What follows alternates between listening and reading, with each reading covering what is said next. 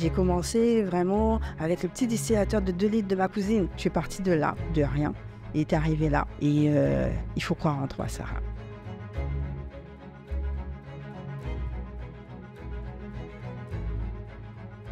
J'aime la terre. C'est mon équilibre en fait. Si je suis toute la journée dans mon laboratoire, je n'aime pas non plus. Pour moi, les Guadeloupéens doivent revenir chez eux pour construire la Guadeloupe. Et arrêter de se plaindre, de dire que bon, ça va pas, c'est notre île.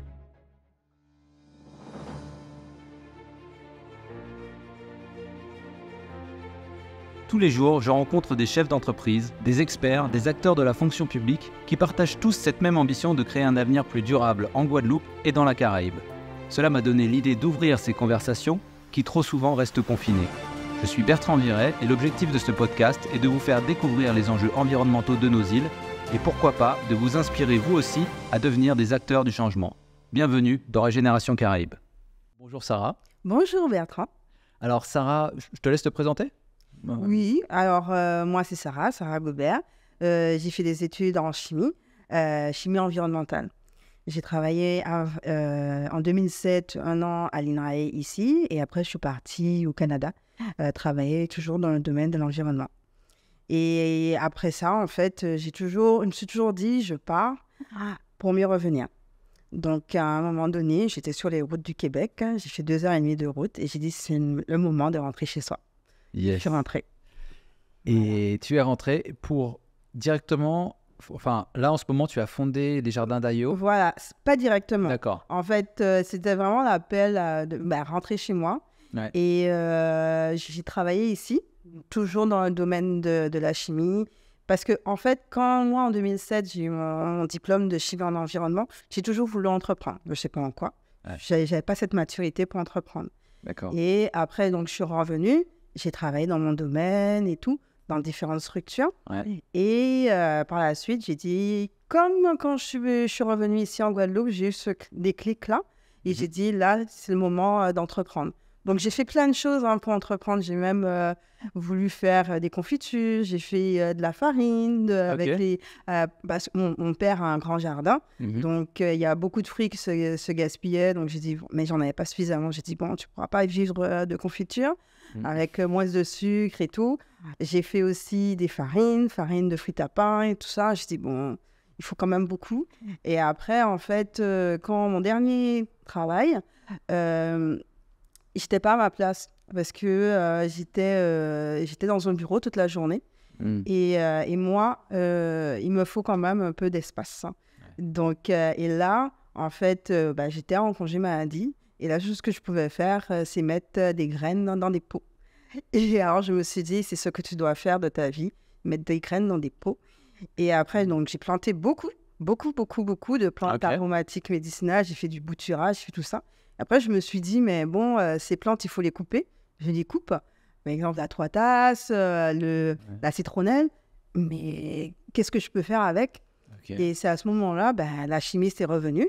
Et je me suis dit que je peux en extraire des molécules qui peuvent être bénéfiques pour nous, pour nous soigner et voilà quoi. Donc c'est vraiment en suivant le flow quoi. Voilà, c'était exactement ça. Je suis en arrêt, je vais planter des graines. C'est ça. Voilà, oui, exactement. J'ai fait des boutures, il y en avait beaucoup. Et je me dis, qu'est-ce que je fais avec ? Parce que bon, il faut les tailler, les arbres, les plantes, parce que sinon elles dépérissent. Et là, il y a une de mes cousines qui m'a offert un distillateur. Je commençais avec un distillateur en cuivre. Un cadeau de Noël ou... Non, en fait, ma sœur est partie en France et après elle dit, ah oui, ma sœur, je pense qu'elle serait intéressée. Elle n'a jamais rien fait avec son distillateur en cuivre. Et ma sœur est revenue avec le distillateur en cuivre. Et j'ai commencé à faire... au début, c'était de la menthe. Donc, j'ai distillé de la menthe. Et après, j'ai dit, c'est génial. Après, c'était de l'ilang-ilang, de la 3 tasses et tout. Et voilà, ça a commencé à faire mes petits tests et tout ça, voir les rendements. Et... Attends, parce que là, ça va vite.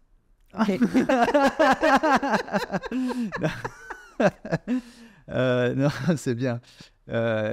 Déjà, tu t'es mis à planter des graines comme ça, mais c'est pas tout le monde qui se dit je vais planter des graines. Est-ce que tu étais dans un environnement qui t'a amené à faire ça? Est-ce que petite, déjà, ton père Voilà. t'a baigné là-dedans? Moi, j'ai grandi dans la nature, à côté de la rivière et tout. Donc, mon père était agriculteur à la base. J'aidais mes parents, par exemple, des agrumes, quand c'est la fin de l'année, je les mettais en sachet, j'allais récolter les agrumes avec eux.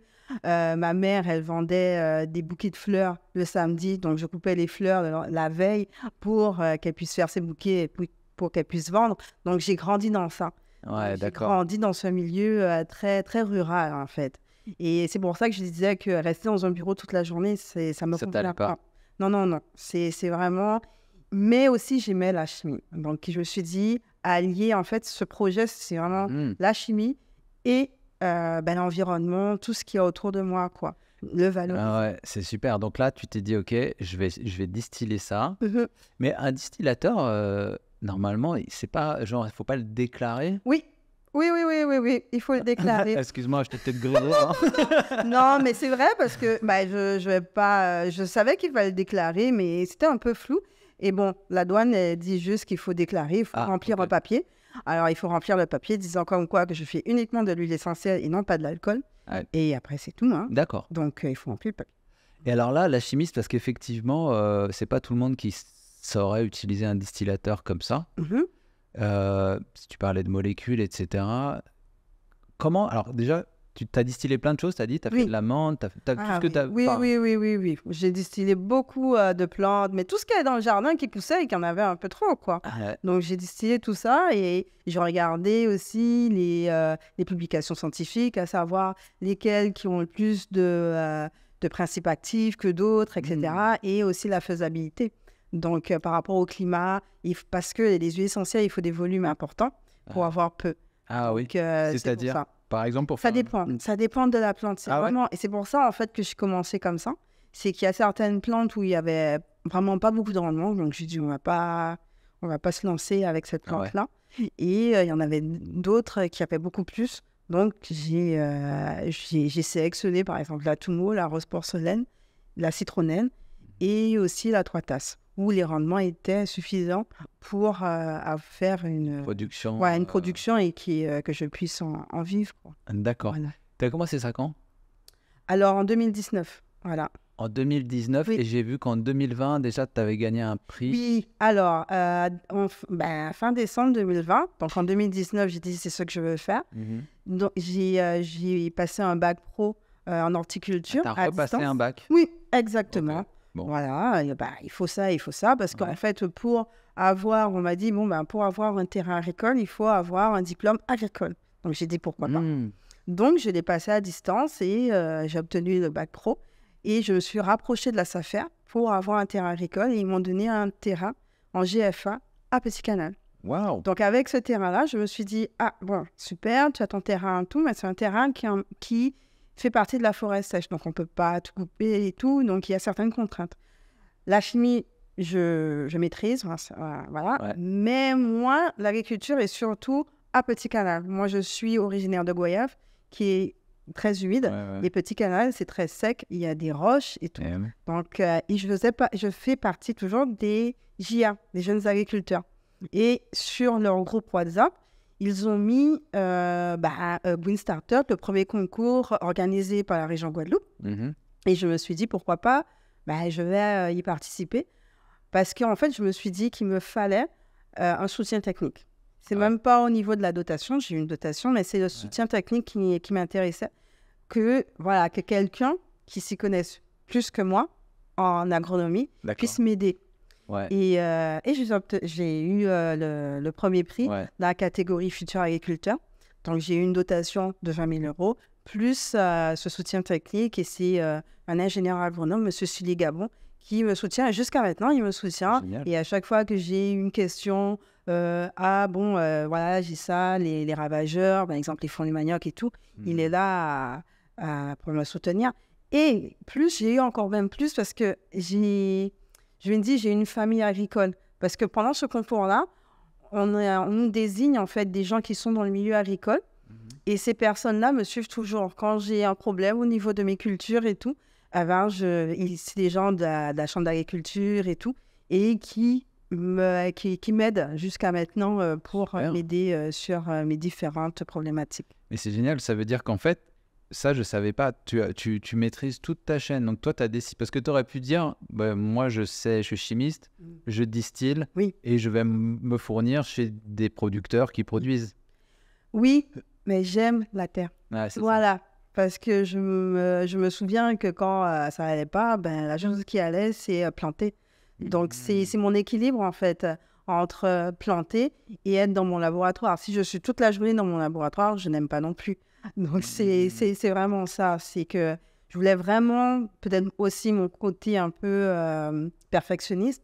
Vraiment. Donc, je suis en agriculture biologique. Je peux vraiment voir qu'est-ce qui n'allait pas et tout. Donc voilà. Et je sais quand je vais récolter. Je récolte le jour même pour récolter. Pour distiller. Voilà, des choses comme ça. Tu as tous les principes actifs qui sont là. Voilà. Donc, il y a certains qui distillent avec des feuilles sèches et tout, mais moi, c'est en feuilles fraîches. D'accord. Et donc, tu as fait le choix d'être 100% bio?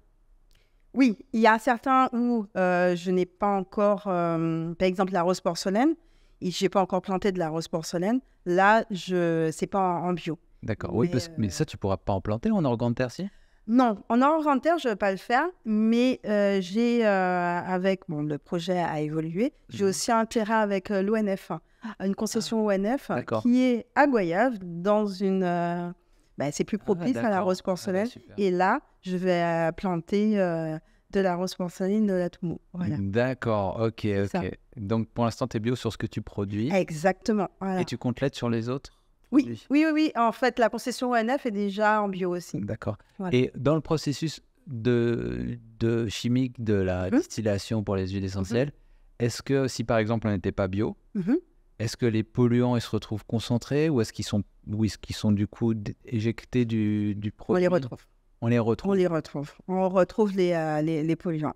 Donc on retrouve parce que c'est des molécules, voilà, c'est pour ça que pour moi, en fait, dans ma façon de fonctionner et tout, c'était pour moi légitime, c'était normal d'être en agriculture biologique, puisque je ne voulais pas utiliser de pesticides et tout. Je voulais vraiment travailler en agroécologie, mais vraiment respecter le sol. Et non, déjà, ça, c'était ma philosophie première. Et par la suite, si les personnes ingèrent ces huiles essentielles, qu'ils puissent... que ce soit clean. Voilà, exactement. D'accord. C'est ça. Ok. Voilà. Donc là, tu as utilisé... En fait, ta fibre environnementale que tu avais au début, tu as testé dans des bureaux et dans des... Voilà, parce que j'ai toujours travaillé dans le domaine de l'environnement. C'est ça que tu disais. Au Canada. Ouais. J'ai travaillé et nous ici, on a la chlordécone et moi, je travaillais dans les sols contaminés en traitement in situ, c'est-à-dire qu'on injecte des oxydants forts comme... je ne vais pas donner tous les détails, et des oxydants forts pour décontaminer en hydrocarbures. Parce que leur gros problème, c'est qu'ils se chauffaient au fioul et ça a contaminé en fait les nappes phréatiques, les sols. Et c'était ça ma spécialité. Pendant 3 ans et demi, je travaillais en bureau d'études dans ce domaine-là. Donc c'est pour ça que au départ, il y a une molécule qui sort, qui nous dit « Ah non, elle n'est pas toxique ». Et finalement, on se retrouve qu'elle se bioconcentre dans soit les crustacés ou des choses comme ça. Donc moi, par exemple, même pour amender mon sol, j'utilise du lombricompost et avec du fumier de cheval, des choses comme ça, quoi. Vraiment pour que ça soit le plus clean possible. Même si on peut retrouver quelques molécules. Mais moi, j'essaye le plus possible d'utiliser... la nature, en fait. C'est ça, parce que je ne suis pas un expert de la labellisation bio, mais je crois savoir que dans le bio, tu peux quand même prendre des produits, mais... Oui, exactement. C'est pour ça que moi, en fait, il y a des cultures, des agriculteurs qui sont bio, mais qui font plus de traitements que ceux qui sont non bio. Ça... Oui, c'est ça. Exactement. Il y a des non bio qui ont la conscience, mais qui ne veulent pas se faire labelliser parce que c'est plein de contraintes. Oui. Ça, c'est vrai parce qu'on a un audit tous les ans.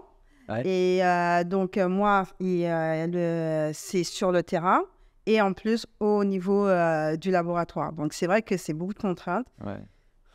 Là, mais... Pour toi, ça vaut le coup quand même d'être labellisé ou pas? Maintenant que tu as un petit peu de recul.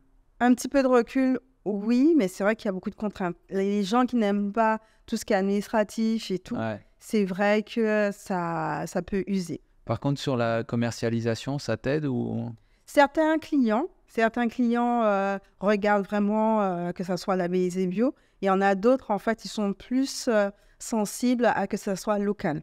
Donc, on est plus dans ce domaine-là. Donc, des clients qui disent « Ah, mais oui, moi, je veux vraiment soutenir la production locale. » Et c'est pour ça qu'ils achètent mes produits. Donc, j'ai ces deux clients-là, quoi. Donc, et même je vends dans des magasins bio. Même les magasins bio, avant, ils étaient vraiment stricts. Ils voulaient vraiment des producteurs qui sont labellisés bio. Mais maintenant, ils sont beaucoup plus flexibles. Et même si je n'étais pas bio, ils auraient quand même... si tu leur expliques ta démarche. Voilà, c'est ça, exactement. Je trouve que c'est une bonne chose. Moi aussi, parce qu'il y a beaucoup, je connais des agriculteurs qui ne sont pas labellisés bio parce qu'ils ne veulent pas avoir les contraintes du label bio et qui font beaucoup d'efforts, qui utilisent vraiment la nature et pour lutter contre les ravageurs et qui n'utilisent pas des produits chimiques. Voilà. Et à l'inverse, tu as des productions bio industrielles. Oui, voilà, c'est ça. Voilà. Oui, qui sont un peu... Mais voilà, quoi, ils respectent la loi. Mais la loi... Mais il la pousse jusqu'au bord du possible. Exactement, oui. C'est OK. Et alors, du coup, tu es parti dans cette aventure entrepreneuriale. Là, ça fait quoi, 4 ans maintenant? Oui, ça marche bien? Tu es contente? Oui, je suis contente. Je suis contente. C'est beaucoup de boulot, mais je suis mieux qu'avant. Voilà. Et c'est moi qui me mets la pression et non pas un supérieur. Pourquoi? En fait, j'ai un but. Qu'avant, bon, voilà. Ouais. Et puis, tu n'as pas de plafond non plus. Voilà. Tu peux c'est ça. Te développer autant que tu veux.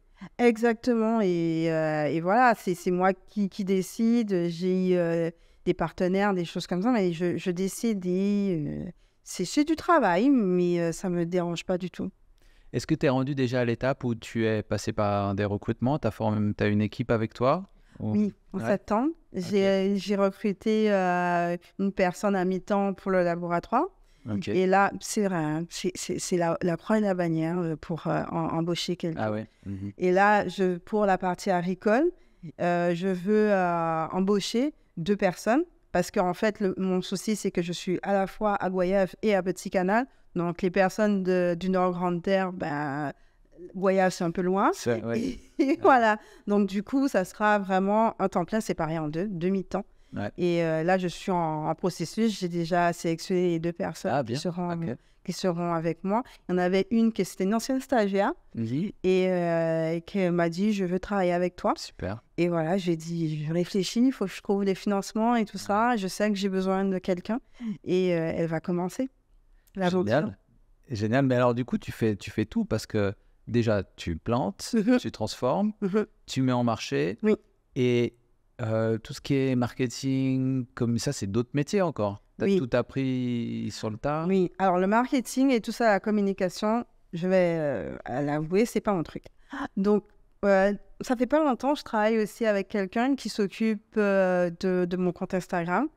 Et beaucoup de personnes m'ont dit « Oh, c'est super maintenant !» J'ai dit « Oui, mais j'ai fait appel à quelqu'un qui est plus doué que moi. Je veux pas être bonne partout. Je veux pas être partout. » Et cette personne m'aide sur les réseaux sociaux à comment ça soit beau et tout. Et sur les réseaux sociaux, ce que j'aimerais, c'est vraiment montrer ce que je fais et expliquer aux gens ma démarche et mon travail, en fait. Parce que les gens ne connaissent pas le métier d'agriculteur, le métier chimiste, ils ne savent pas. C'est quand même assez, c'est inconnu. On sait que bon, ils plantent ça et c'est fini. Ouais, et puis c'est encore des fois souvent associé à l'ancienne génération. C'est ça. Tu vois, on n'imagine pas qu'il y a des jeunes qui se lancent, qui font les choses eux-mêmes. Et puis en plus, tu as une forte valeur ajoutée sur tes productions. Parce que souvent, on se dit agriculture, je vais vendre des tomates, je vais faire de la canne, ou qu'est-ce que je vais faire? Alors que toi, du coup, j'imagine que ce n'est pas forcément des hectares et des hectares. Non, mon but, ce n'est pas faire des hectares et des hectares. Mon but, c'est vraiment faire une petite production et que je puisse transformer et vraiment, comme dit, avoir une valeur ajoutée sur mes produits. Donc, et vraiment, et à faire des associations de culture. Et non pas juste faire de la monoculture. C'est pas du tout mon but, quoi. Ouais. Donc, par exemple, vous allez voir du vétiver de planter à côté de la 3 tasses. Après, vous allez voir un peu de romarin. Tout est mélangé. C'est fait exprès. Oui, exactement. Voilà. Il y a même aussi des goyaviers qui sont dans la parcelle de romarin, des choses comme ça. Et on a aussi, par exemple, du moringa. Le moringa, il est très sensible aux ravageurs de la fourmi manioc. Les moringas que j'ai plantés, alors, il y a une parcelle de citronnelle, une autre parcelle de romarin, mais les fourmis manioc n'aiment pas les odeurs, n'aiment pas les plantes aromatiques. Ah ouais, okay. Donc, pas du tout. Le romarin, il laisse tranquille. Ah ouais. Voilà, il y a aucun souci. Donc, c'est pour ça qu'il faut observer autour, essayer de voir qu'est-ce qui va pas. Il y a certaines cultures qui ne vont pas entre elles. Donc là, on ne les pas ensemble. Et il y en a d'autres qui vont ensemble. Mais bon, et donc, tu plantes tes moringas au pied, tu leur mets des... Voilà, donc oui, et aussi, par exemple, il y a une plante, le doliprane, on met vraiment tout autour. Et là, les fourmis manioc n'attaquent pas. Mais il faut vraiment mettre autour. Hein. Et là, je pense que il y a beaucoup de gens qui vont être trop contents d'entendre ce que tu dis là. Parce que les fourmis manioc, on ne sait jamais quoi en faire. Exact, mais on ne peut rien faire. C'est ça, voilà. Donc, tous les produits, là, quand on dit ça ne fonctionne pas. Et même, par exemple, des remèdes rasiers qu'on fait, mais se sont habitués. Par exemple, la calebasse et tout. À un moment donné, ça fonctionnait, mais maintenant, ça fonctionne un peu moins. Mais vraiment, si on met des plantes qui répulsives, donc les fourmis manioc n'attaquent pas. Et il faut leur donner à manger aussi. Donc, moi aussi, à Petit Canal, tout n'est pas coupé, en fait. C'est vraiment une forêt. Donc, elles se nourrissent d'autre chose que de mon moringa qu'elles ne peuvent pas venir parce qu'en fait, il y a du romarin et de la citronnelle autour. Donc, ton objectif, ce n'est pas de les exterminer, mais c'est de les... Mais je ne peux pas, en fait. Tu ne peux pas, de toute façon. C'est ça. Quoi que tu sais, il y a des techniques aussi qui consistent à les suivre et à creuser tout le trou. Oui, mais le temps, voilà. J'ai essayé à Goyave, mais il y a plusieurs galeries. Alors, vous avez une galerie là, pour trouver le nid, c'est... il faut... Et en plus de ça, des fois, c'est le soir. Donc, le soir, par exemple... le soir. Oui, elles viennent. Par exemple, on a un arbre tout beau, et le lendemain, il n'y a plus rien. Ah oui. Ouais, oui. Pendant la nuit. Elles agissent Alors, moi, je dors la nuit. Sinon, il faut les suivre la nuit pour qu'elles voient. Et par exemple, même si là, ça ne veut pas dire que c'est le nid. C'est juste... elles sont très intelligentes, très bien organisées. Alors, voilà. D'accord. C'est ça. Donc, c'est vrai qu'il y a plusieurs personnes. J'étais à des conférences qui parlaient qu'il y avait d'autres produits qu'on peut utiliser en bio pour les fourmis manioc. Mais pour le moment, on n'a rien. D'accord. Moi, je ne sais pas si quelqu'un a des... déjà, ce que tu dis là, voilà, moi, j'utilise des plantes répulsives pour lutter contre les fourmis manioc. D'accord. Ton parcours de chimiste, tu t'en sers comment exactement? Parce qu'il y a le process de distillation, mais derrière, tu parlais de principes actifs. Est-ce que tu fais des échantillonnages? Est-ce que tu fais Oui, donc, alors, quand j'ai mes huiles essentielles, je les envoie à analyser. Donc, elles sont analysées, à savoir quels principes actifs et tout. Donc, la partie chimie, je sais comment il y a la chromato. Il n'y a aucun souci. Je fais des huiles essentielles, mais je fais aussi des huiles végétales. Donc, les huiles végétales aussi, c'est pour le moringa. Donc, l'huile végétale, c'est par pression. Donc, c'est-à-dire que c'est une presse. Et l'huile essentielle, c'est un distillateur. Donc, ça n'a rien à voir. L'huile essentielle, elle se mange... Excuse-moi, je peux... Oui, en complément alimentaire. Elle peut. On peut l'ingérer... Par exemple, l'huile essentielle d'atout, on peut utiliser deux petites gouttes dans de l'huile végétale ou du miel. Et on l'ingère si on a une toux, si on a un état grippal. Donc, ça aide. Ouais. Et donc, je les commercialise en tant que complément alimentaire. D'accord, ok. Et les huiles végétales? Les huiles végétales aussi, elles sont un complément alimentaire. Elles peuvent être utilisées. Mais aussi, mon but aussi, c'est faire aussi des cosmétiques. Ah, voilà. Okay. Donc, je suis chimiste, mais je ne suis pas chimiste en formulation. Je suis chimiste en environnement. Je travaille avec une autre chimiste qui est en formulation, qui m'aide pour la partie formulation de crème, des choses au lieu de d'importer des crèmes ou aller en parapharmacie. Et on a tout ici, voilà. Ouais, complètement. Tu connais Agnès Crochemar, j'imagine, Oui. Gallo ouais. Oui, de Natillé. De Natillé, c'est ça, on l'avait reçu ici. Oui, j'ai vu. D'accord. Donc, voilà. Donc, elle aussi, c'est plus le côté douleur. Sur les douleurs, ouais, de son parcours de sportive. Oui, ouais. voilà. D'accord. Donc, on s'est déjà rencontrés et tout, on discute. Et, ouais. Donc ça fait partie de tes perspectives. Pour l'instant, tu as l'huile essentielle. Voilà, les huiles essentielles, les huiles végétales. Donc, l'huile de moringa, qui est faite à partir des graines de moringa. Et il y a...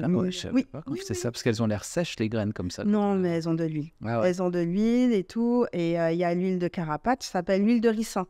Et, voilà. Et il y a l'huile de coco. Donc, ce sont ces trois huiles-là. Oui, c'est ces trois huiles-là que je commercialise pour le moment. Et tes cocos, t'as une cocoterie? Non, pour le moment, j'en ai pas en tête, mais ça fait pas longtemps. Et il faut au moins 6 ans pour qu'un cocotier puisse porter. Donc, pour le moment, j'en ai pas.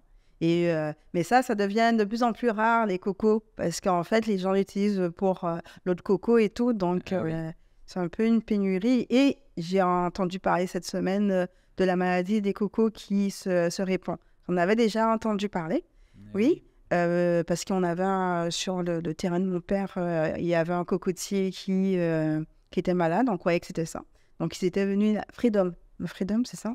Ils étaient venus pour prélever, la maladie n'était pas là, mais à Saint-François, le Gosier, la maladie se répand. Alors, ils ont coupé beaucoup de cocotiers sur le plage. Oui, exactement, à cause de la maladie. Mais elle a commencé à Saint-François, je pense. Voilà. Donc, ça peut être... Ah ouais, écoute.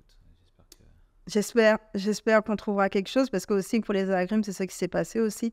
Et cette chute... Avant, il y en avait beaucoup? Beaucoup, mais le psy, là, a tout détruit. Moi, mon enfance, c'était les mandarines, les oranges en fin d'année. Maintenant, on n'en a plus à cause de la maladie. Ouais. C'est ça. Ok. Ça m'amène sur les menaces pour ton entreprise. Qu'est-ce que dans tout l'environnement qui nous entoure, etc., étant donné que tu veux produire aussi de manière saine, est-ce qu'il y a des choses qui mettent particulièrement la pression sur ton activité ou pas vraiment? Oui, c'est qu'on est une île et que tout, par exemple, mes contenants, tout est compliqué. Là, par exemple, on avait le conflit de la Poste. Moi, par exemple, je fais des coffrets pour la fin d'année. Il n'y a rien ici, entre guillemets. Et ils sont en grève. Grève, je ne sais pas quoi. J'attends un colis depuis 2 mois. C'est ça. Et l'administration, elle est lourde. Et si on est une entreprise, il faut tout savoir. Au niveau des impôts, mais il faut la messagerie sécurisée. Ah, mais il faut ci, il faut ça. On est des entrepreneurs, voilà. Donc, l'administration est vraiment très, très lourde ici. Ouais. Et plus, on est une île. Et tout vient de la France. Toutes mes démarches, des fois, on dit « Ah, mais il faut appeler ce numéro. » Et on se rend compte que c'est en France. Ouais. Donc, il faut appeler avant 11h, avant que le bureau ferme. Et ça c'est lourd. C'est lourd. Ouais. Qu'on soit... Si, par exemple, j'étais en France ou au Canada, j'aurais tout de suite, quoi. Et là, il faut attendre et tout. C'est bloqué. Il y a les douanes. Il y a ci. Et c'est quand même... Et toutes ces contraintes-là, quand tu mets tout ça dans un même panier, on va dire... par rapport... Parce que tu as fait le choix de rentrer ici. Oui, c'est le choix. C'est pas pour autant que tu regrettes. Oh non, mais je le savais déjà. Je savais que c'était comme ça, je savais. Mais je savais que j'avais toujours dit que je partais pour mieux revenir. Et la Guadeloupe, c'est où j'ai grandi. J'ai grandi ici. Donc, et je crois qu'on a besoin de moi ici. Et non pas au Canada. Au Canada, c'est grand, il y a plein de gens et tout. En France... il faut, pour moi, les Guadeloupéens doivent revenir chez eux pour construire la Guadeloupe. Et arrêter de se plaindre, de dire que ça ne va pas, que oui, il y a des grèves. Oui, c'est vrai, il y a des grèves. Oui, l'administration est lourde. Oui, mais c'est notre île. Donc, il faut... c'est que nous qui pourrons changer des choses. Et non pas une personne extérieure qui est là, peut-être, un ministre, 2 jours, il est ici, et après, on attend que ce soit ce ministre-là. Mais si ce ministre-là, à chaque fois, on lui envoie un message et c'est toujours la même personne, ben, cette personne-là va dire, bon, ok, il va nous prendre au sérieux. Mais si tout le monde part et on ne revient pas, et on revient juste pour notre petite retraite, ben là, on ne va pas pouvoir construire notre Guadeloupe. Ouais. Et c'est uniquement nous et pas les gens qui sont de passage. Ouais. Et pas à la retraite. Ouais. Et puis c'est vrai que ceux qui ne reviennent pas, généralement, c'est aussi ceux qui se forment. Oui. C'est une fuite des cerveaux, en fait. Oui. Moi, je me suis formée moi, à Strasbourg. J'ai commencé mes études ici à l'Université des Antilles. Et après, je suis partie, j'ai fait un échange universitaire au Canada, à l'Université de Sherbrooke. Ouais. Après, je suis partie à l'Université de Strasbourg. Et j'ai continué au Canada pour vraiment me former. Ouais. Et avec l'idée, tu avais prémédité ton retour. Donc, quand tu étais là-bas... Je ne savais pas quand, mais je savais que... Tu étais en plein hiver, dans la neige, et tu te disais un jour... Oui. Et ils le disent, en fait. Ils disent que c'est à peu près... Moi, en gros, je suis restée 7 ans. Ouais. Et ils disent qu'à un moment donné, après 5 ans, c'est soit on reste au Canada et on fait sa vie, ou soit on a ce déclic-là, on veut rentrer. Ouais. Et j'ai eu ce déclic. Et c'était le moment. Ouais. It's time to go home. C'était vraiment très lucide. C'était clair. Ah oui, avant l'hiver. Il fallait que je rentre avant l'hiver. Okay. Donc, j'étais rentrée fin septembre, voilà. C'était une obligation. Est-ce que tu as le souvenir des premiers temps quand tu t'es réinstallée en Guadeloupe? Qu'est-ce que ça t'a fait comme sensation? Ma famille n'était pas très contente que je sois rentrée. Ah bon? Ben non, parce que j'avais un boulot. T'as donné un avenir. Ah ben oui, j'étais superviseur de laboratoire, j'avais ma résidence permanente, j'étais bien là-bas. C'était pas comme si j'avais pas du set de travail ou quoi. Et on m'a dit, tu n'as pas trouvé de travail. J'ai trouvé du travail assez rapidement ici. Et les difficultés, je les connaissais. Mais il y a des fois aussi, quand on se plaint... ah, mais oui, il pleut, tu peux pas aller travailler. Pourquoi? Parce qu'au Québec, quand il y a une tempête, on va travailler. Ouais, exact. Donc, il y a des choses, par exemple, on trouve que c'est une montagne, quoi. Et moi, je dis, ben non, il pleut, il y a juste une petite pluie, c'est tout. Et les tempêtes, là, ça, c'est grave, quoi. Ouais. Mais ça, c'est super, ça, c'est intéressant. Mais avant de parler de ça, c'est intéressant, la perception de ta famille. Parce que souvent, je vois ça aussi dans les familles ici en Guadeloupe, il y a vraiment une fierté d'avoir son enfant qui fait carrière, alors encore plus au Canada, mais ou en métropole, dans une grande ville ou quoi. C'est de dire, souvent j'entends, ah mais mon fils, voilà, il est à Vancouver, ou à Montréal, il travaille. Voilà. Et souvent, cette génération-là, justement, ils ne vont pas forcément être encourageants. Et il participe aussi aux idées reçues qu'on a de se dire que ça va être compliqué en Guadeloupe, tu ne vas pas trouver de travail. Alors qu'en fait, à l'inverse, quand on est ici, moi je suis employeur, mais j'attends des profils de jeunes qui se sont formés à l'extérieur et qui reviennent pour bosser ici parce qu'il y a du taf. Oui. Mais en fait, c'est une peur. Moi, j'ai compris ça par rapport à mes parents. Et ils ont eu peur aussi quand j'ai commencé l'entrepreneuriat. Et, parce que mes parents, ils ont arrêté l'école à 14 ans. Donc, ils n'ont pas fait d'études. Et c'était vraiment ça. Il fallait que leurs 2 filles fassent des études et réussissent. Pour eux, réussir, c'est faire des études. Donc, elle était fière déjà, ma mère, que j'ai le bac. Parce que, bon, elle a arrêté à 14 ans. Et après ce bac, je suis à l'université, j'ai eu un master et tout. C'était vraiment une fierté. Et elle venait me voir tous les ans au Canada. Donc, et c'est à moi de lui expliquer que... elle me disait tout le temps, on n'est ni roi ni reine dans son pays. Moi, je suis fière de mes parents parce qu'ils m'ont poussée à me former à l'étranger. Ils m'ont dit, quand je suis partie la première fois de la Guadeloupe, je suis partie directement au Canada. Je ne connaissais pas l'hiver. Et en plus, il y avait eu un problème. Et je suis arrivée, il faisait froid. Et je suis allée toute seule, sans parents, sans rien. Et ça, c'est parce que mes parents m'ont forgé. Ils m'ont dit qu'on n'aura pas les moyens de t'envoyer là-bas. Et on aura juste les moyens pour que tu puisses payer ton billet et que tu y ailles toute seule.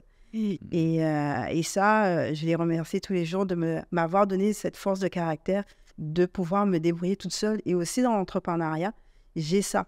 Parce que ce sont des personnes qui m'ont donné cette valeur du travail. Mon père a 91 ans, il travaille tous les matins, il va dans son jardin, quoi. Si un jour il n'y va pas, il pleut, il peut. Voilà. Donc, c'est ça. Donc, ils m'ont donné cette force de caractère. Ils m'ont dit qu'il faut que j'y aille.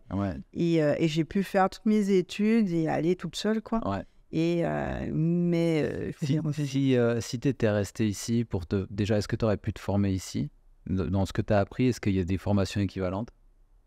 J'ai commencé ici, mais j'étais un peu déçue parce que c'était très, très théorique et pas suffisamment de pratique. Donc, quand j'ai fait mon échange universitaire à l'université de Sherbrooke, où il y a beaucoup de stages et c'est vraiment beaucoup plus pratique. Donc, je savais, j'étudiais ça pour ça. Et après, j'ai dit non, je ne peux pas revenir en Guadeloupe, en fait. C'est à ce moment-là, j'ai dit, mais non, il faut que je trouve une université qui soit...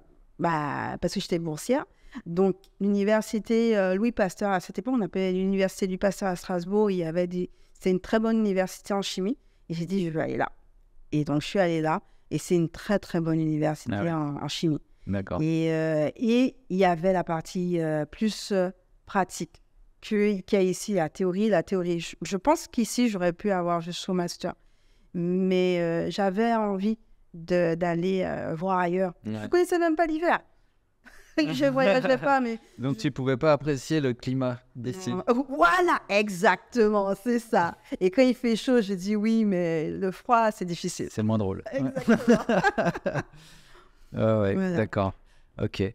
Alors, si on repart sur ton parcours d'entrepreneur, est-ce que tu as dû surmonter, j'imagine, des difficultés? Est-ce qu'il y a une épreuve en particulier qui a marqué ton parcours?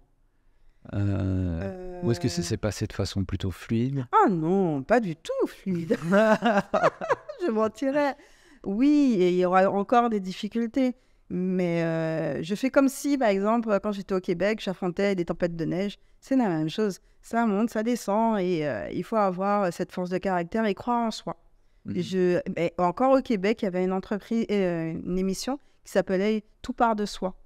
Et c'est ça, il faut arrêter de vouloir plaire aux autres. C'est tout part de soi. Donc moi, à chaque fois qu'il y a une personne qui me dise « Ah mais oui, l'agriculture pour une femme, un petit bout de femme comme vous », des choses comme ça. Ouais, j'ai entendu parler de ça, oui. Mais même au Québec, j'ai toujours été petite, je fais 1m62, je sais, mais c'est ce que je veux faire.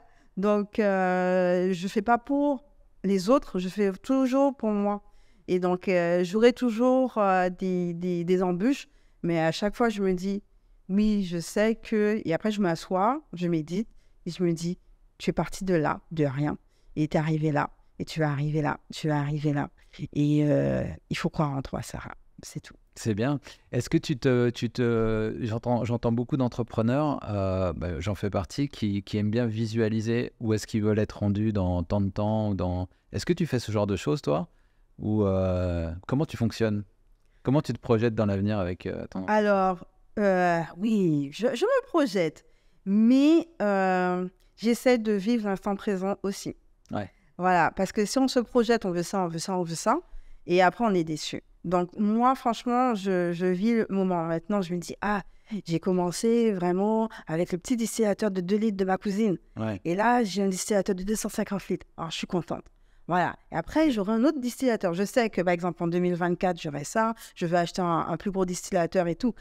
Mais je vis là. Je vis cet instant présent-là et que je peux commercialiser mes huiles essentielles. J'ai de plus en plus de points de vente. Voilà. Mais je fais les deux. Parce que si à un moment donné, je dis je veux ça. Et ton quotidien devient complètement oppressé par ce... Exactement, et je me mets la pression. Déjà, je suis quelqu'un qui se met la pression toute seule. Déjà, naturellement. Oui, depuis que je suis enfant. Donc, si, en plus, je sais qu'en 2024, je veux ça. En 2025, et si ça n'arrive pas, je dis, bon, si on ne peut pas faire ça, on va faire ça. Voilà. Et c'est comme ça que j'essaie de relativiser et de me dire que voilà, ça va être au fur et à mesure et il ne faut pas tout vouloir tout de suite. Ouais. Il faut être persévérant et croire en soi. C'est vraiment ça. C'est vraiment ça, ouais. Oui, pour moi, c'est ça. Tu as ça naturellement ou tu te fais accompagner ou tu participes à des séminaires Est-ce que tu as un coach? Non, j'ai pas de coach. Mais la dernière fois, j'ai quand même participé 2 jours de formation. J'ai dit, bon, c'était 2 jours de formation sur les réseaux sociaux. Mais non, mais c'était plus du coaching et ça m'a beaucoup plu et ça m'a beaucoup aidé parce que face à la caméra, je suis vraiment pas à l'aise. Et parce que voilà, ils me disent, oui, mais Sarah, on veut te voir. Et qui y a derrière Jardin d'Ayo? Et ça, j'avais beaucoup de mal. Ouais. Et j'ai fait 2 jours. Ah, c'était super. C'était super. En Guadeloupe, ici? Ah oui, en Guadeloupe. Ah, bien. Et encore, c'était une Canadienne, Sonia Zarbatani. Oh, voilà, oui. Elle était géniale. Et Tony Jazz, qui est originaire je vois qui c'est. Voilà, de la Guadeloupe. Alors, c'est ces deux-là. Ils nous ont, moi, je dis coaché pendant 2 jours sur les réseaux sociaux. Et c'était vraiment du coaching. Donc, ça veut dire qu'après ce podcast, on va te voir partout. Non, je suis quand même quelqu'un de discret. Ouais. Donc, mais pour être plus à l'aise. Voilà, c'est pour être plus à l'aise et pour communiquer. J'aimerais faire partager mon amour de la terre, mon amour de l'agroécologie et tout, et que les gens voilà, c'est notre île, c'est tous ceux qui vivent ici. Les gens viennent, par exemple, les touristes, ils connaissent plus de choses en Guadeloupe que nous, parce qu'on reste chez nous et tout. C'est un classique, ouais. Oui, ouais, c'est un classique, mais il faut changer les choses. Mais ça change. Oui, ça change. Mais c'est vrai que l'enjeu ici, il est peut-être plus fort qu'ailleurs, parce qu'ici, comme on disait tout à l'heure, il y en a plein qui ne reviennent pas. Oui. Et tu vois, et c'est aussi un des buts de ce podcast-là, c'est de changer les idées reçues et de se dire, regardez ce qui se passe, regardez, il y en a qui se lancent, ça marche. Oui, c'est pas facile, mais ça en vaut la peine. Ouais. Tous ceux qui sont là-bas, ça va être très, très difficile ici quand vous allez revenir parce qu'on a un certain confort. Moi, j'avais un certain confort au Canada que je n'ai pas ici. Mais je suis proche de ma famille, voilà, ça en vaut la peine, mais ça sera difficile. Je ne dis pas aux gens que revenez, tout est beau et tout. Non, c'est pas tous les jours facile, ça serait plus facile. Et quand par exemple les gens me disent que vos huiles essentielles sont chères, je dis oui, je sais qu'elles sont plus chères que celles qui sont vendues en France hexagonale, mais on a beaucoup de taxes, on a l'octroi de mer, on a plein. Pour faire venir des bouteilles ici, il y en a des frais qu'on n'a pas quand on est en France ou au Canada. Donc, c'est pour ça qu'il faut répercuter le prix sur le produit. Et par exemple, l'huile de coco, les gens disent « Ah, elle est chère ». Je dis « Mais oui, mais celle que vous achetez, par exemple, en Thaïlande, des choses comme ça, cette huile de coco, ce sont des personnes qui gagnent 100 € par mois, des fois. Donc, c'est une exploitation aussi. Et quand vous achetez de l'huile de coco d'ici, moi, par exemple, je l'extrais et dans le mois, c'est terminé, il n'y a plus rien. Donc, c'est une huile elle est fraîche. Vous savez d'où elle vient. Et les coquetteries qui sont là-bas, c'est sur des hectares. C'est vraiment de la monoculture. Et les cocotiers sont traités. Des choses comme ça. Et que les gens ne savent pas. Donc, vous ne pouvez pas comparer ces deux produits-là, en fait. Et toi qui es chimiste, oui. Est-ce que tu pourrais, avec des analyses, démontrer la différence entre une huile locale, faite ici, et une huile qui nous vient de Thaïlande, faite de manière industrielle, avec des... Il faudrait que je voie les rapports d'analyse. Peut-être que ceux de Thaïlande, ils le font correctement. Par exemple, il y a des analyses, je donne un terme, c'est l'autotox. L'autotox nous dit le taux d'oxydation. Donc, plus une huile, elle est oxydée, elle est moins bonne. Donc, par exemple, on a un Totox qui est en dessous de 10, c'est une huile qui est très bonne. Entre 10 et 25, elle est acceptable, l'OMS dit, bon, vous pouvez la vendre. Et au-dessus de 50, c'est pas bon du tout. Mais quand vous achetez une huile de coco, on ne vous donne pas les rapports d'analyse, donc vous ne pouvez pas savoir. Mais moi, je fais les analyses. Moi, mes huiles de coco et de moringa, c'est vraiment en dessous de 10. On est à 1, on est à 0,2. Donc, ce sont des huiles qui ne sont pas oxydées et qui sont de très bonne qualité. Mais est-ce que je peux dire que celle de Thaïlande, elle est à... Je ne sais pas, je n'ai pas vu l'analyse. C'est ça. Donc, mais tu sais qu'il y a des industriels, nous, on a été approchés là récemment pour... alors, c'est pas sur la qualité des produits, mais c'est sur leur impact environnemental. Et aussi, voilà. Parce que pour le coup, là, c'est produit localement, c'est fait de manière clean. C'est ça. Et on paye collectivement un coût à aller s'approvisionner à l'étranger systématiquement. Voilà. C'est de l'argent qu'on n'injecte pas dans le pays. C'est ça. Et puis, voilà, on n'encourage pas des pratiques saines locales. Quoi. C'est ça. Ouais. C'est ça, parce que si vous avez des hectares que des cocotiers, au niveau de l'impact environnemental n'est pas la même que celle. Moi, je vais chez des agriculteurs, et c'est leur coco, j'achète leur coco. C'est pas du tout la même pratique, quoi. Et je paye les gens, et voilà, j'ai des salariés et qui ne sont pas à 100 euros par mois, quoi. Et on dit souvent, tu sais, que ça prend ce genre de produits comme ça qui sont un peu chers ou quoi, ça prend un premier groupe qui vont adopter ça, qui ont peut-être un peu plus les moyens, parce qu'ils vont avoir les moyens et cette conscience et cette volonté d'agir dans ce sens-là. C'est sûr que tout le monde ne peut pas non plus se permettre de payer de l'huile locale, faite comme ça, etc. Mais est-ce que tu sens qu'il y a une tendance qui... Oui, il y a des gens qui me disent pas que mon huile est chère, ils achètent régulièrement. Et j'ai des clients qui achètent. J'en assure aussi, je les oublie de les rappeler que c'est encore en stock. Et c'est à nouveau en stock. Oui, il y a des gens. Et je dis aussi, ils disent que c'est cher. Mais aussi, on peut l'utiliser de façon... Par exemple, l'huile de coco, on peut l'utiliser un petit peu, quoi. Donc, par exemple, dans sa salade, dans le riz.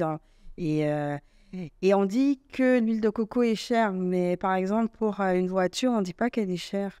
Voilà. Et des grosses voitures, ou le téléphone, ou le champagne, on ne dit pas que si par exemple quelqu'un achète une bouteille de champagne à 20 euros, c'est rien 20 euros, un bon champagne c'est pas 20 euros, et une personne va acheter, et en une journée le champagne est terminé, hein, et il vient pas d'ici. Alors pourquoi pas acheter une huile de coco qui est saine, qui est bonne pour vous, qui est produite localement, au lieu d'acheter du champagne. Ouais. En gros, c'est aussi une conscience. Ouais. Il faut faire ce cheminement. Et tu sens un changement de conscience depuis que tu es rentrée? Oui, j'ai vu. Voilà. Au fur et à mesure, il y a de moins en moins de personnes qui me disent que c'est cher. Ils prennent et c'est fini. Et ils le savent. Et même, j'ai eu des entreprises en France qui m'ont demandé mon huile de coco. Eh ouais. Parce qu'ils me disent qu'ils ont aussi, eux, des clients qui sont soucieux de savoir la provenance de leur huile de coco.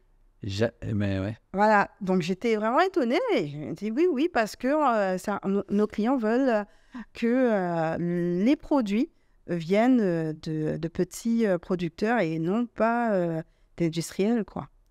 Ça me surprend pas tant que ça, et j'allais te demander justement si t'exportais tes produits. Ouais. Pour le moment, j'en ai même pas pour la production locale. Donc, au moment donné, je leur ai dit oui, mais ça part vite. T'arrives pas à répondre à la demande, en fait. Non. D'accord. Beaucoup, j'arrive pas. D'accord, Donc, c'est plutôt bon signe. Oui, très bon signe. Mais donc, au niveau local, déjà, et après, on verra. D'accord, ok. Waouh, mais c'est super intéressant de ça. Ouais, j'allais te demander, parce que tu parlais de la problématique des contenants, tout ça, qui viennent de l'extérieur, des fois t'es bloqué, machin. T'as pas pensé à utiliser le principe de la consigne? Oui, j'ai essayé, j'ai fait. J'ai pensé à ça. Il y avait au départ des clients, quand j'avais pas beaucoup de production, qui me ramenaient les bouteilles en verre et tout. C'est ça. Et donc, j'ai fait mon business plan avec aussi l'appareil et tout. Mais question... Oui. Et je vais travailler. En plus, je voulais. Et celle que je voulais choisir, c'est encore le Québec. Mais c'est des financements, quoi. C'est vraiment des financements. Ça coûte trop cher. C'est pas que il faut payer. Il faut que j'achète la machine. Donc, c'est déjà dans ma tête. Mais si tu veux... C'est déjà dans ma tête d'acheter cette machine pour faire le système de consigne. Mais le système de consigne, il faut que j'ai du personnel aussi pour laver les bouteilles, etc. Donc, c'est aussi en cours. Peut-être... Mais donc, tu as fait le business plan, genre ça serait rentable par rapport à acheter les bouteilles? Oui, parce que les bouteilles, elles vont augmenter de plus en plus. Franchement, les bouteilles sont de plus en plus chères en verre. Et comme, en fait, moi, je veux des verres qui sont teintés, parce que c'est pour vraiment... J'ai des UV. Voilà, parce qu'elles sont photosensibles, mes huiles essentielles. Et oui. Mais le souci, c'est ça. C'est qu'au niveau des financements, il faut que... Et tu pourrais pas mettre des petites boîtes, parce que tu sais, les huiles essentielles, je suis sûr que la plupart partent à la poubelle, hein, quand les gens ont fini de s'en servir. Oui. Ah ouais, non, mais de toute façon, je dis ça, mais ce qu'il te faut, c'est la machine pour nettoyer. Voilà, il faut la décontaminer. On ne peut pas à la main comme ça. Tu peux pas mettre du produit vaisselle. Non, exactement. Il y a un processus. Okay. Donc, j'y ai pensé, mais c'est... Financement. Exactement. Donc, s'il y a un financeur qui nous écoute... Exactement. Et voilà, j'ai l'entreprise qui m'a contacté dernièrement et qui m'a dit « Madame Gobert, alors qu'est-ce que vous faites ?» Je ne lui ai même pas répondu. Ils sont... Voilà. L'entreprise, les fournisseurs. Oui. Ah oui, les fournisseurs, il n'y a pas de souci. Donc, ils m'envoient ça rapidement, hein. Mais c'est moi. D'accord, ok. D'accord. Écoute, moi, je trouve qu'on a vu plein de sujets. Je suis sûr qu'on pourrait parler des heures. Surtout qu'on a découvert qu'on avait été dans la même période au Canada. Oui, dans le même domaine. Exact, l'environnement. Voilà. Donc, c'est sans doute là qu'on s'est croisés déjà. Oui, au Canada. Est-ce que tu as des livres ou un documentaire ou une série ou quelque chose qui t'a super inspiré par rapport à ce que tu fais? Ou une personne que tu aimerais recommander? Dans mon domaine? Ouais, ou dans l'entrepreneuriat Moi, bon. Ou dans l'environnement? Dans l'environnement. Enfin, c'est large, hein. C'est vrai. Bon, avant de partir au Canada, j'ai travaillé à l'INRAE. Ouais. Et j'ai rencontré, je dis tout le temps, les deux Harry. Harry Osier-Lafontaine et Harry Archimède. Et ces deux hommes, ce sont deux grands hommes. Et ces personnes-là, elles œuvrent pour la Guadeloupe, la Martinique. Et ces personnes m'ont inspirée. Et ces personnes voulaient que je reste, hein, les deux. Et j'ai dit non, merci. Ils voulaient. J'ai dit merci, mais je pense qu'il faut que je parte pour y revenir. Et ces deux personnes m'ont inspirée et qui continuent à m'inspirer. Et là, j'ai vu qu'ils ont fait Cambionnette dans le domaine de l'agroécologie. Moi non plus, j'étais trop occupée. Et voilà, au niveau local, dans l'environnement, ces deux personnes m'inspirent. Donc, Harry Osier-Lafontaine qui est directeur... voilà, il était l'ancien directeur de l'INRAE et maintenant, c'est Harry Archimède qui l'est. D'accord. Voilà, c'est ça. Bon, ben... Voilà, mais ce sont deux grands hommes. Ouais, tout à fait, ok. Donc, vous pouvez les suivre ou aller voir un peu leur actualité. Enfin, il y a plein de choses qui sont en lien avec... Oui, et c'est ça que je me dis aussi, c'est qu'il faut travailler avec les instituts comme l'INRAE, le CIRAD et la Chambre d'agriculture parce que c'est eux qui se forment à de nouvelles pratiques plus saines pour notre territoire. Donc, moi, je travaille avec eux. Toi, tu bosses avec eux oui, depuis le début, hein? Oui. Donc, et tu les connaissais aussi? Oui, mais comment je les ai connus? Oui, j'ai envoyé mon CV. La première fois pour l'INRA, ils ne me connaissaient pas. Hein. Genre, je voulais un stage. J'étais à Strasbourg, je voulais mon stage, mais juste... et j'ai envoyé, et après, il dit OK. Et pendant 2 mois, j'ai fait mon stage là-bas.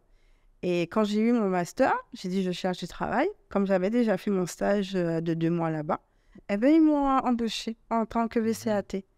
Et c'est pour ça que je dis aux gens, frappez à toutes les portes. Donc, ces personnes, et après, vous travaillez correctement, ils disent, mais celle-là, elle travaille bien. Et après, voilà, quoi. Donc, et quand la région Guadeloupe, c'est la même chose. Moi, je connaissais personne à la région Guadeloupe. J'ai juste approché les jeunes agriculteurs. Merci les jeunes agriculteurs qui ont mis Boris Damas, qui a mis ce concours. Et j'ai appelé, ils m'ont dit oui, j'ai participé, et c'est tout.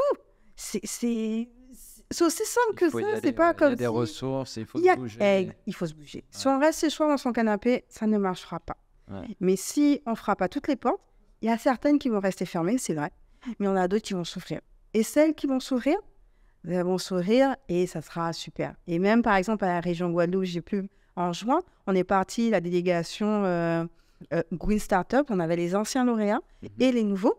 On est parti, on a représenté la Guadeloupe dans le domaine de l'environnement. Vous êtes parti à Paris, il y avait plusieurs salons, et on a rencontré, il y avait une ferme Hectare, et c'était vraiment super. Ils font des formations dans le domaine. Et là, je vais faire une formation avec eux à distance. Il faudra que je me réveille à 3h du matin. Ah oui. Dans le domaine, encore pour me former. Voilà, et c'est grâce à la région. Donc, il y a plusieurs personnes qui font, mais il faut, si vous restez dans votre chambre et tout, mais les deux coachs, pendant les 2 jours, ils disaient que ici, on a aussi peur de parler de notre projet. On dit, ah oui, si on parle du projet, on va nous voler notre projet. C'est faux. Ouais. Il faut parler aux bonnes personnes. Parler aux bonnes personnes, et après, les portes vont s'ouvrir. Par exemple, moi, je suis chimiste. Ah, c'est bien, c'est ça qu'il faut faire. Mais une autre personne dit, mais Sarah, tu as négligé cette partie, communication, etc. Ah oui, il faudrait. Et après, le projet se peaufine. Et au départ aussi, j'étais au Pôle emploi. C'est le Pôle emploi qui m'a financé une formation pour faire mon business plan. Donc tu es vraiment parti, c'est pas comme si tu avais un papa chef d'entreprise qui t'a dit voilà ma fille on fait comme ça. Non. Tu as retroussé tes manches et tu as frappé à Pôle emploi, région, humblement, tranquillement, travaillant. Et... Voilà, j'ai un projet et qu'est-ce qu'on peut faire avec? Ils m'ont dit ok. Alors j'ai fait une formation, en plus en plein Covid. Et cette formation, j'ai eu mon business plan. Ce business plan, parce que pour Green Startup, je dis bah oui, mais j'ai déjà mon business plan. Donc, et c'est pour ça que j'ai gagné, je pense aussi. Ouais. Et après, voilà, tout s'est enchaîné par rapport à ça, quoi. Donc, il faut frapper, même si une fois, ils ne répondent pas, 2 fois, 3 fois, ils vont voir le numéro, ils vont dire ah, celle-là, elle en veut vraiment. Donc, ils vont vous dire ah, mais pas cette personne, mais celle-ci. Ah, mais vous ne connaissez pas quelqu'un. Ah, mais envoyez-moi ça, je vais voir si cette personne, voilà. Et c'est comme ça que les choses avancent, quoi. Moi, mon père, c'est un petit agriculteur. Ma mère était étagiste à Cachafer. Et je suis fière de mes parents, hein, mais parce qu'ils m'ont donné cette force de caractère. Ils m'ont dit rien n'était possible dans la vie. Ouais. Ils m'ont toujours dit ça. Tu es capable de faire beaucoup. Et voilà. Beaucoup de choses se jouent dans la tête. Hein. Oui, ouais. Tout. Et encore au Canada, tout part de soi. Donc, si on attend que l'autre fasse pour soi, ça ne marchera pas.